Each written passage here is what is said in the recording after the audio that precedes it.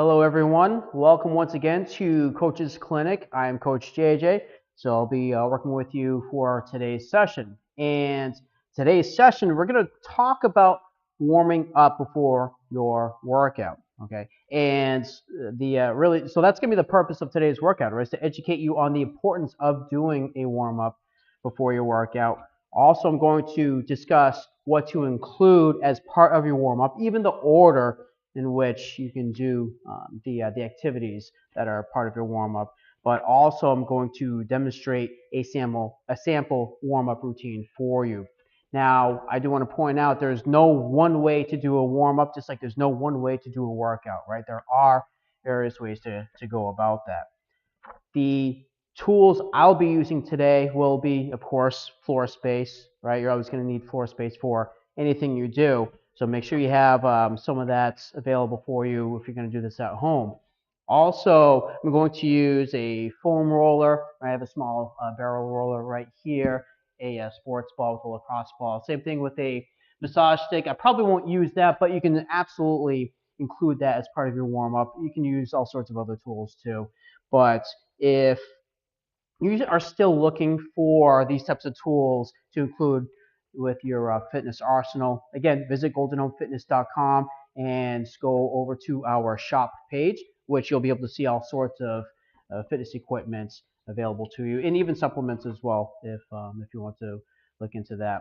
But from here, we'll move on to the educational piece of the session. And the purpose of the warm up itself really is to prepare the body for the more rigorous physical demands that you'll be placing upon it, right? And this would include something that's going to be like light to moderate in intensity with gradually increased intensity. Okay, so you don't want to just go right into something that's very challenging. Like, for example, I've seen people do this in the past where they're getting ready for their strength session, so they go into the treadmill and then run, right? So you probably don't want to start with a run because your body's make it more of a gradual process. And another reason for the warm up, not just to prepare the body for the higher intensity for the workout, but also to bring your core body temperature up.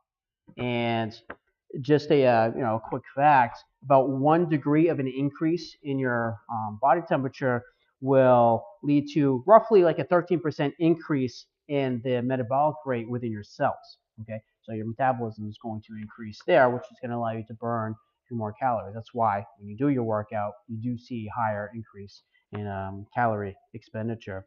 But our goal during the warm up is to raise our body temperature by about 1 or 2 degrees. Okay, Fahrenheit. And the dynamic movements, right? So in other words, you're getting multiple joints, multiple muscle groups, and movement patterns involved. That's going to help accomplish that much more easily, right?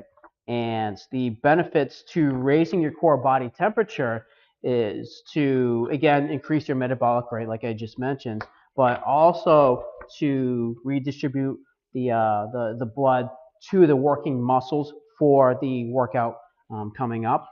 Also, it will help to decrease the muscle relaxation time after contraction, right? So you're going to get a much better response from those muscles for the activity you need to do. You'll also be able to increase the speed and the force of the contraction, right? So it can be a little bit stronger for your workout. You'll be able to increase the elasticity of the muscles, the tendons, the ligaments, okay, so that they can be a little more efficient and you can get more range of motion for what it is that you need to be doing. Also, you're going to get a gradual increase in energy production. This can help limit the lactic acid buildup that you will experience towards the end of the set and whatnot.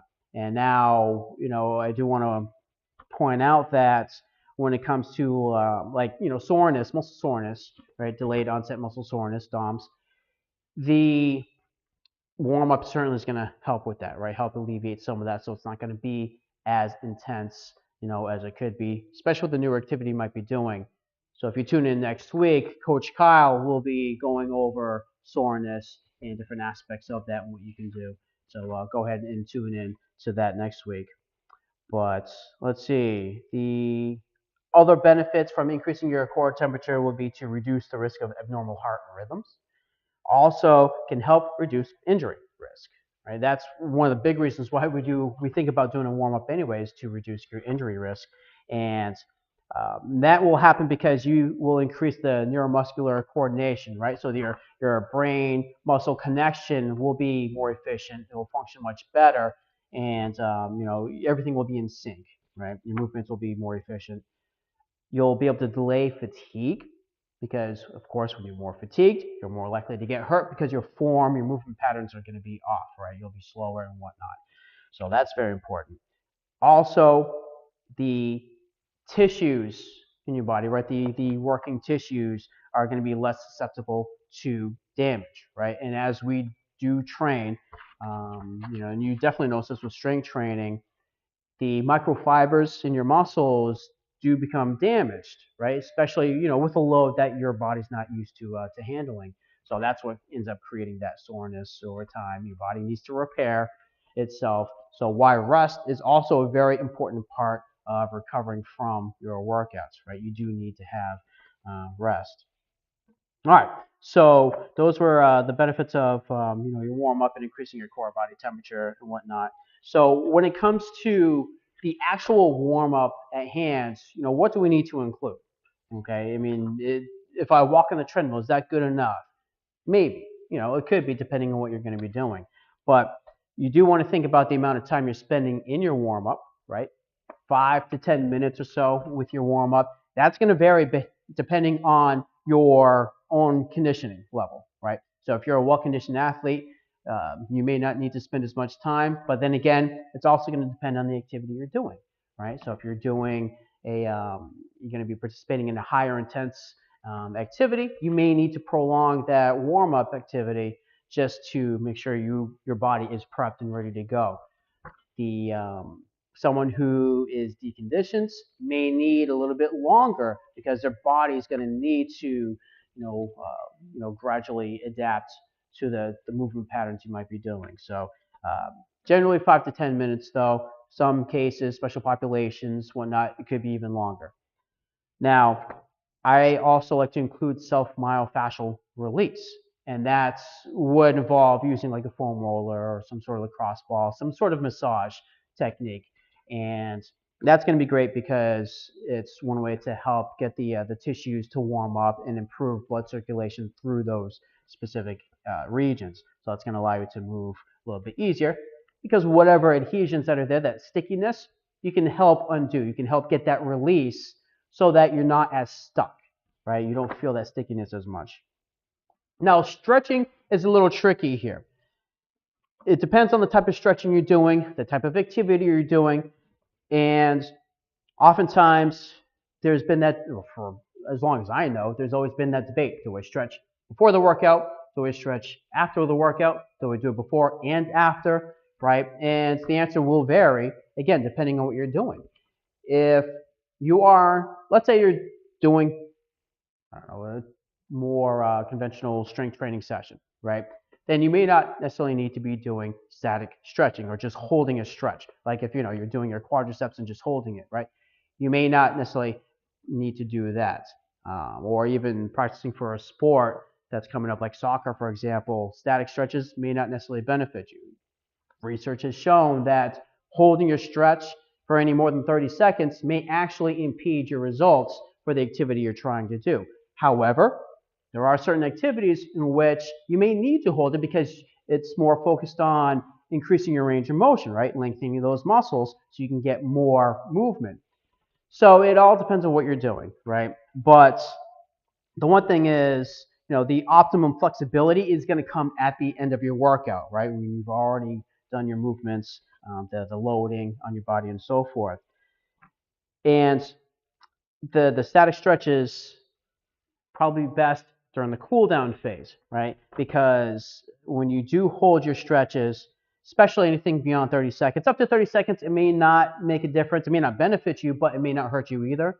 But anything beyond 30 seconds, what's going to happen is, there's going to be an inhibition of the ability to achieve full intensity, right? Because the muscle force or the production is going to be a lot less because those muscle fibers have been stretched out more, right? So you're not going to be able to contract the way that you may need to if you have to generate a lot of force. So regardless, when you do stretches, you do want to make it more specific to the types of activity that will be performed. And this is why dynamic stretching and movement will be much more effective because you can more easily, work in the types of movements you'll be doing for your workout. But getting in more movements, I like to do stretches and do it in repetitions because again, I think that's going to get me better prepared for the workout at hand rather than just holding the stretch, which I might wait until after the workout. Now, the workout movements, right? You want to try to mimic some of those workout movements, but at a lesser intensity. And just remember, and I kind of touched on this earlier, the more intense the conditioning session, the more extensive the warm-up will be. It doesn't necessarily mean the more intense the warm-up will be, it's just going to be a little bit more extensive. So you may have to work in more movement patterns or, even self-myofascial release, more areas as a result. So it might take a little bit longer. Now, of course, if you have too much fatigue, that's going to decrease your performance, right? I mean, I think all of us have experience with this, right? When you are tired, you're less likely to be as efficient with your movements, and you're more likely to to stumble or what have you, right? And this is especially true for competitive athletes. Now, so of course, when you're at that elite level, or even if it's a weekend warrior thing, but when you are very competitive, you always have to keep in mind your endurance, your stamina, your energy levels in general. So the full body movements, all right, that will mimic what you're going to be doing during the activity are going to be great because, again, like I mentioned earlier, you get more muscles, more joints moving, right? It's going to allow you to increase your body temperature a little quicker, right? But also, again, you can get your body more acclimated to the movement you're going to be doing. But again, it'll heighten the blood circulation that's working through the muscles that you'll need. It'll increase the speed of the nerve impulses, so you'll be a little quicker with your reaction. It'll improve oxygen and energy delivery to the body, and it'll help you remove the waste products that might be building up in your cells, right, in your body. So, of course, this is going to help the body get ready for accelerated metabolism and the working muscle fibers. So again, I'm kind of touching on some of the same things I mentioned earlier. It'll decrease, you'll see a decrease in the intramuscular resistance, and you're going to see improvement in movement efficiency because that's going to be the big thing with warm-up. You want to be able to move better for the activity. If you're still feeling tightness at the end of your warm-up, then you may need to extend the warm-up a little bit more, right? Or hit other areas that will help you feel loosened up. So those are some of the things to think about, with what to include in your workout. Now, the order of movements could vary. There's no one specific way to do this, but I like to, for me personally, what I do with myself and my clients is I like to think about working from the ground up, okay, or the bottom up. And again, the general nature is just to work from the ground up, either way, whether you're lying on the ground to eventually working up to your feet, or the body, parts of the body from, closer to the feet all the way up. So that's generally how I like to think about my warm-up when it comes to like the self-myofascial release especially, but even if I incorporate some dynamic stretching. And, I always think about the ground reaction forces, right? The force you apply to the ground is what you're going to get back into your body. So that's why I like to start with the ground reaction forces. Same thing with the kinetic chain, right? With stability, mobility, stability, mobility through your joints, right? All starts from the ground. So that's why I like to do it that way. And also, too, when you're doing certain movements on the ground and then eventually move them up onto their feet, it's a better transition or easier transition for your clients, for those of you who are training clients. It's better transition for them, but even for yourself, it's going to be a little bit easier rather than going up on your feet, down on the floor, up on your feet, down on your floor, all just for the warm-up. So the other things to think about, too, would be like with the self-myofascial release. I like to start with that. Okay, again, you can gradually get the muscles to warm up, right? Increase the body temperature in that region, better blood circulation.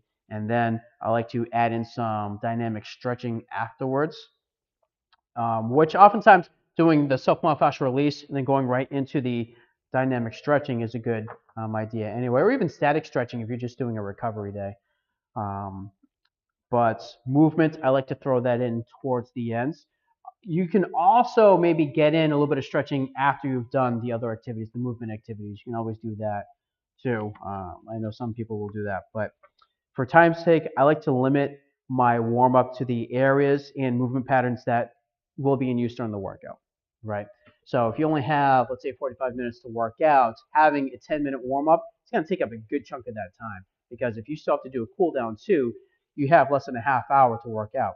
So I, want to focus on the areas I know I will definitely be using. Also, maybe areas that give you a difficult time anyway. So if you're very tight in those hips, even if you're doing upper body, it may still be a good idea to get the hips, just to do that on a more consistent basis. Also, the warm up is not only going to be a certain way, right? There's no one way to do it. There will be a variety of ways to go about it. And, an example is someone who is about to do a sport, right? Or, any type of, outdoor activity, for example, their warm up is going to be different than someone who's getting ready for a strength session in a fitness center, right? Or it's going to vary from group fitness instructors and the way they do their warm up, right? They focus strictly on movement just before the actual body of the workout itself, right? So you get right into lighter movement before you increase the intensity. So there's different ways to go about it. Again, there's no one way that's the right way to do it, but you do want to think about the why and the how, right? And make sure that it has an actual purpose for the workout coming up. So what I'm going to do now is go into just like a sample warm up, right? So excuse me. And I just want to go through some of the key points of a warm up. I mean, you can go into this a little more extensively, but I just want to make sure you understand better, get a better understanding as to why that warm up is important, right? And I'm going to give you a sample warm up that I may do, whether it be for myself or my clients, if I'm getting ready for a strength conditioning session. So I'm going to start on the floor, like I said, ground up or bottom up. And you can use the foam roller. I like to focus on key areas, especially if I'm meeting someone for the first time. Some of the key areas would be like the lower leg with the calves, like the quadriceps and the hips. But of course, that could vary. If you're going to do an upper body day, and let's say there's some limitation in your shoulders, well, maybe your shoulders and your back and pecs, maybe that's going to be the area you focus on. Maybe a little bit in the hips too. So but generally speaking, I like to do calves, quads, and the glutes. And you can even use the lacrosse ball for the calves. I like this personally for my calves. A lot of people like the foam roller. So there's no wrong way to do this. If you're using a sports ball, whether it be let me roll this up. Whether it be the lacrosse ball, you can use a little bit larger ball too. That's fine. But this will better pinpoint those trigger points and adhesions that can be found in the muscle and fascial tissues, right? So make sure that you do hit both sides. I know we've done a lot of this in my videos, right, with the myofascial release. So as a reminder, just be sure to um, that you breathe through this. Absolutely, set a timer for this as well, and you want to spend no more than 2 minutes on any one particular area, just so that you don't overstress those tissues. But and one side may need more attention than the other. So it's fine to give it more attention than the other. You can go up to like a 2-to-1 ratio, like 30 seconds on one side, 60 seconds on the other side, 90 seconds, for one side, 3 minutes. Well, 3 minutes might be a bit long, but you get the idea. So the calves are important because you need to loosen up those ankles, right? You want to make sure you get the movement that we're looking for some of the movements we're doing, especially if you're doing like a lower body day like squats. If your ankles can't move, you're not going to do a good squat, right? It's plain and simple. Quadriceps, we're going to flip it over. Quadriceps, right, the front of the thigh, right, those muscles. And you can sit to do this. If you need to make it less intense, right, you can just roll over, by using your hands and applying whatever pressure you need to. But otherwise, you want a little more pressure, you're going to lay face down so that your thigh is directly on top of the foam roller. And then from here, just gradually roll up and down from hip to about the knee. You're never crossing the knee. You're never putting pressure directly on the knee joint. So make sure you stay just above the knee. And do not be afraid to try different parts of the thigh, right? So that you're not just directly in the center, but you kind of go off center on the outside and inside, right? Because the quadriceps cover that entire region. And there's really, I guess, only 3 of the 4 quadriceps muscles that you'll be able to hit with this. And they all do attach to the knee, right, through the patellar tendon. So you want to make sure, because they all pull on that knee, that you do target all parts of the thigh, or at least the front thigh here. So, and again, when you find that adhesion, you're going to stay on top of it, breathe through it until you feel that release. Same thing with the calves or any other part of the body.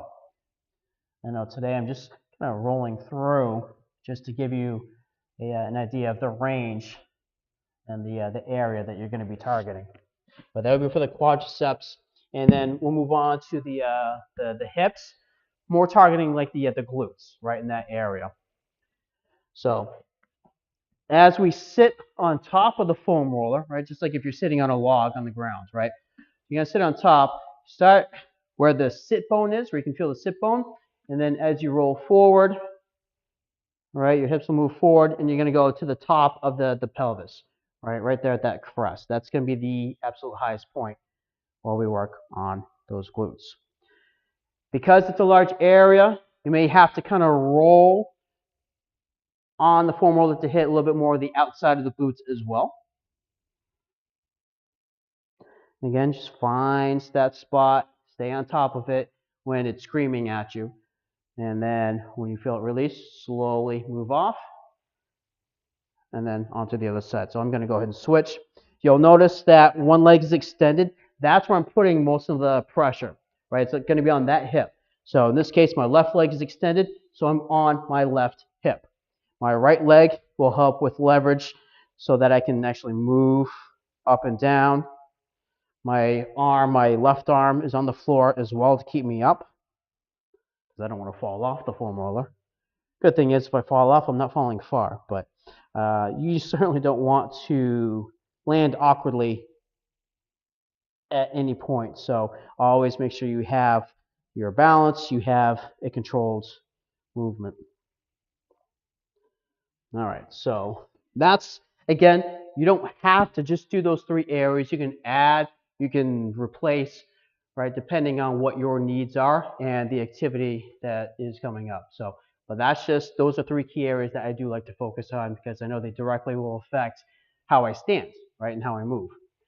So I'm going to go into some stretching, and again, this is going to be more dynamic. And I'm going to start on my back. So again, ground up.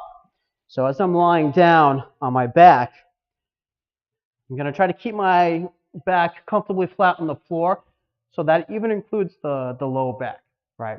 I'm not looking for that excessive curvature where I can easily get my hand underneath, but I'm not looking to necessarily press it into the floor too. I want it in a more neutral position, which is why I also have my knees bent, my feet pulled in, right, to help me keep my pelvis in a good position. Start with your arms up towards the ceiling, right above the chest and shoulders. Then I'm going to bring the elbows down to the floor. You're going to try to get the elbows onto the floor as comfortably as you can. And from this position, you can see I have my elbows roughly at 90 degrees. Then I'm going to bring the top of the arm and hands down towards the floor while keeping my elbow down as best as I can, right? If you can only get to about right here, that's fine. Work with what you have. And then from here, we're going to slide those arms up overhead and return to your starting position. So your elbow's about chest level. Slide up, keeping your arms down as best as you can. Watch the back. Your back sometimes will want to pull here. So keep your low back down as we slide those arms up and down. A great stretch, great movement and stretch for that shoulder girdle, especially when you have that limitation that's holding you back. Next, we're going to do what's called the 90-90 arm sweep. You're going to lie on your side for this one. So just think 90 degrees. That's a big part of this for your positioning is 90 degrees. So we're going to lay down. I'm pulling my knees forward in front of my hips. So my hips are at 90. My knees are at 90. Even going to keep my ankles at 90 degrees. My shoulders also at 90 so that they are in front of my arms are in front of my shoulders. Palms together. And just like a book, I'm going to open up, bringing my shoulder, not the hand per se, but the shoulder down towards the floor as I rotate through the movement. Relax down and then slowly return. Close that book. Open and close. A great way to work on that thoracic rotation or the T-spine, right? Part of the spine that the ribs attach to. We want mobility in this part of the spine. So this is a great way to work on that. So I'm going to switch to the other side. I'll continue to face the camera here. Keep your back nice and flat, right? So you have like a tall spine through this position. Same thing, we're going to open the book and keep your knees together and down. If you have to hold your knee down, you can do that as well. And then return. So exhale, inhale.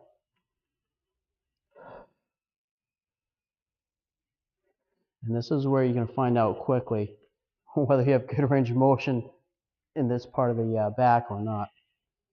All right, good. So we'll stop right there. And next, we're going to go into, this could be a more challenging stretch. So you can always break this down to do one and then the other. For time's sake, I'm going to combine both. But we're going to bring this into a high plank. So basically like a push-up position. And we're going to do a Spider-Man stretch. So let's actually break it down a little bit. I'm going to have you down on your hands and knees. And I'm going to have you I'll start in this position, one leg. Bring that forward so your hand is just outside of, your foot is just outside your hands. And then from this position, you're going to bring your back leg so it's straightened out as best you can through the knee. And you want to feel the stretch in front of the hip joint. Okay, we're going to level out the back as best as you can. From here, you'll step back with the forward leg. We're going to bring it into a downward dog position, bringing the hips up towards the ceiling. Trying to keep your back flat. Sometimes, your back will round out. So we're going to do the best we can. Heels down towards the floor.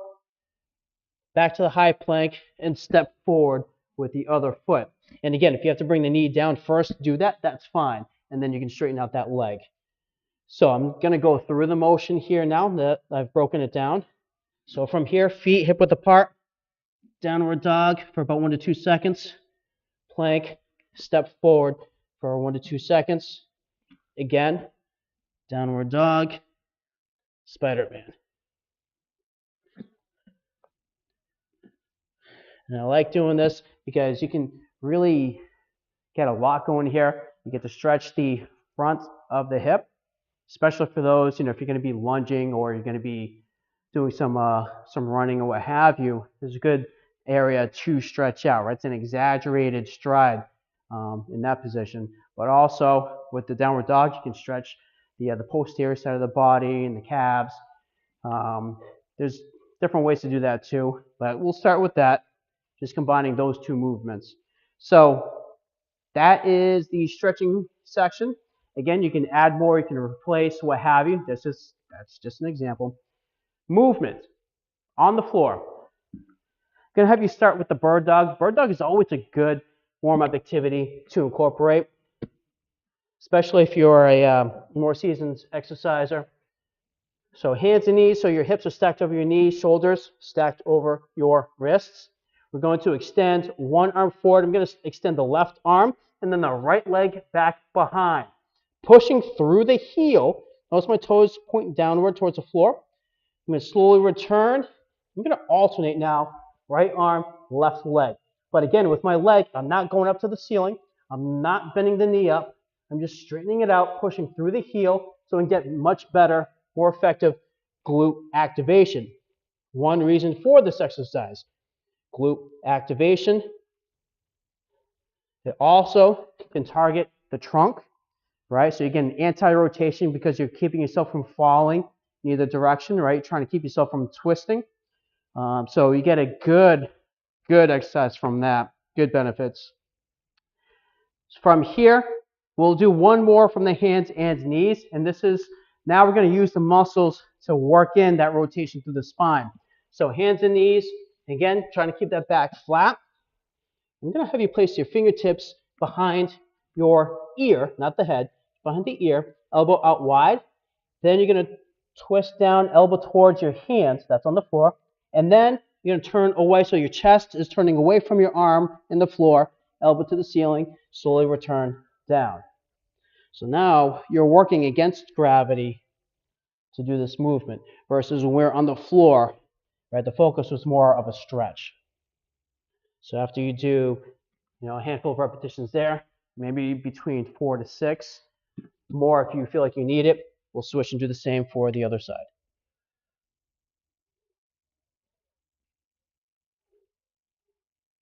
Breathe in as you bring your elbow down. Exhale as you turn away.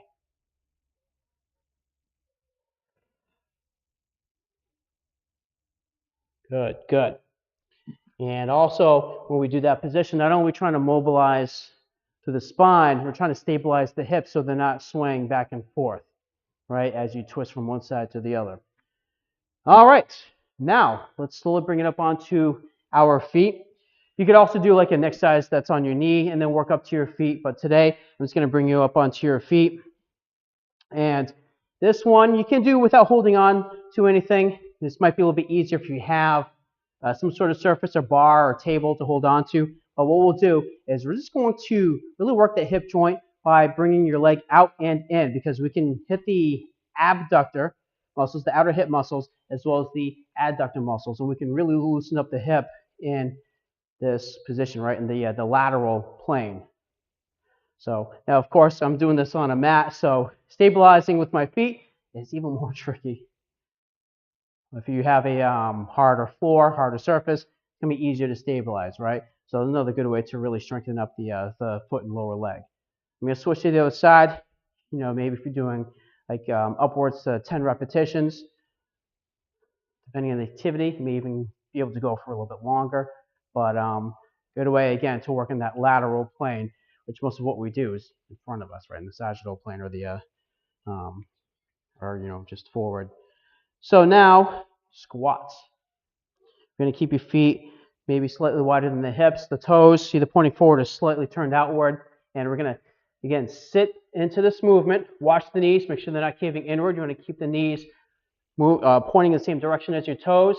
And then we're going to stand up. So again, from the side, you want to make sure the lower leg and the torso are pretty much parallel to each other with their respective angles. Down and up. So definitely a dynamic movement. We're going to get a lot of muscle groups working here. Hips, legs, torso. You can even bring the arms forward if you want. And even with the squats, you don't want to do too many because, again, you don't want to wear yourself out. You don't want to build up too much fatigue for the workout at hand. Last thing we'll go over is the standing fly. I like this one just to stretch the chest, also activate the muscles in the mid upper back region. So as I stand nice and tall, keep my shoulders back. Arms will be forward, about chest shoulder height. Bring those arms out wide, squeezing the shoulder blades towards the spine. Forward, but keep my shoulders back. So again, out and in. Good. You can also add some rotation, palms down, palms up, out wide. Forward, down, out, up. Good way to incorporate some of those rotator cuff muscles through the shoulders. In this one, I generally like to go up to maybe 10 repetitions, 8 to 10. Good. And we'll stop right there. Okay. So again, by the end of that, when you give it some focused movement, slow and controlled movements, you'll start to feel like, okay, my body's definitely feeling warmer, and okay, I'm moving a little bit better. So, but again, one of the takeaways, no two warm-ups from one person to the other are necessarily the same, right? They're going to vary depending on your activity. And just be mindful about what you're doing, understand why you're doing, and then refer back to this video on the order or some of the exercises that you can do as part of your warm-up. So, but stay tuned for next week as I will cover the cool down process of your workouts. Don't forget about Coach Kyle's clinic about soreness next week. So I hope you have a wonderful day, and I'll see you next time.